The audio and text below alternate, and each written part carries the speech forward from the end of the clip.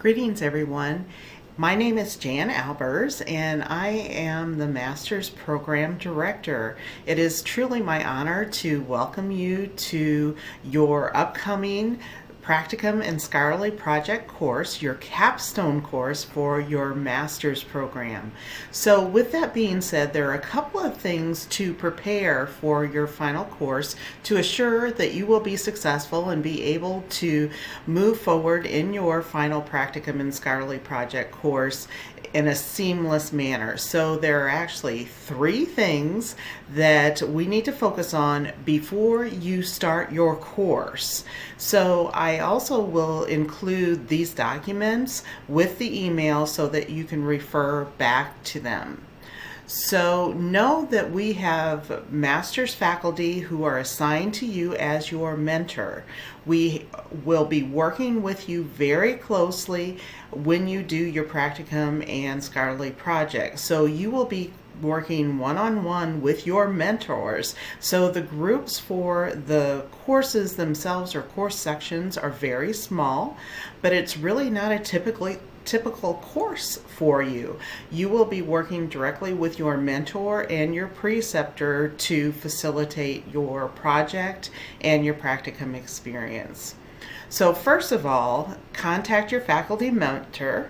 That's what you need to do first. And I would suggest that you set up a time to speak with your faculty mentor to talk about what your goals are for your final practicum course, what you want to gain and grow as far as your skills, whatever area your focus may be in, whether it would be a leader, an educator, or of course population health practice. Focus on those particular areas and where do you want to go with your particular project, with your practicum, and what can you do to facilitate your professional growth. The second thing is your background check and all the requirements as far as your clinical requirements and your education requirements.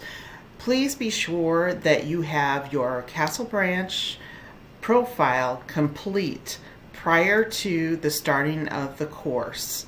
This is really important, and many of you have already worked on your Castle Branch requirements. And with that being said, there may be some that need to be updated, possibly a CPR certification, maybe a TB test. Just make sure that you have all of your requirements up to date and ready for when you start the course in January. And if you do have any questions, there are resources for you. There's the customer experience team at Castle Branch, and then Mrs. Fairley is very helpful to assist you in those particular requirements as well.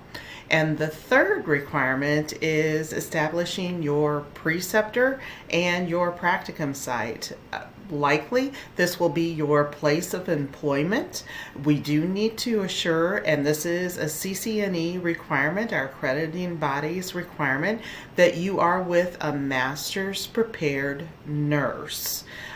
It's not someone who has a master's in something else and happens to be a nurse. They need to be a master's prepared nurse. That's really important to remember. And also they need to practice in the area of your focus. What is your specialty? If you're a leader, you need to be with a leader. If you're with an educator, you need to be with an educator. And of course, if you're in population health, you need to be with someone who has a role in population health as well. So what you want to do is really look at what area do you want to focus on, where would be a good place for you to grow professionally, and what preceptor, whether it would be a leader, an educator, or someone in population health, what does that preceptor need to have to help you to be successful in your future career. You may want to focus on someone who has a role that you may want to have in the future, or you may focus on someone that does an exceptional job in their particular role that you can work with and be mentored by that particular preceptor. The other factor is that you want to be with someone who can help facilitate your scholarly project as well. So you will be doing a scholarly project within your practicum site. So that's something to remember as well. We don't have to nail down the specific project right now. We're just focusing on these real high level areas of focus. We need to make sure that you contact your faculty mentor, that you complete your Castle branch, and that you initiate the process of establishing a preceptor and a practicum site. One factor that is really important, if McKendree doesn't have an existing clinical agreement with your organization or the organization where you will be doing your practicum, we will need to establish that contract. So with that being said, the sooner that we can get started with that contract process, the better off we are. So we need to make sure that we get those contracts initiated, if there isn't one pre-existing, just as soon as possible so we can start the process. In addition, I've included some tips to choosing a preceptor, and I do want to highlight the fact that this practicum and scholarly project experience is focused on developing your career. Where do you want to be? Many of our students in the past have actually gained new roles or new positions in an organization based on their experience that they had during their final practicum and scholarly project experience. So keep that in mind. What this practicum and scholarly project is not, it's not just putting in those hours and checking off those boxes.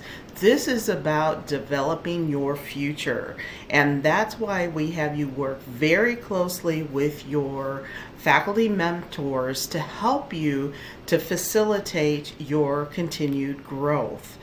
So with that being said, in the practicum experience, you will actually be establishing some very customized goals for yourself, what you seek to gain during this practicum experience that's unique to you, in addition to the course goals and objectives as well.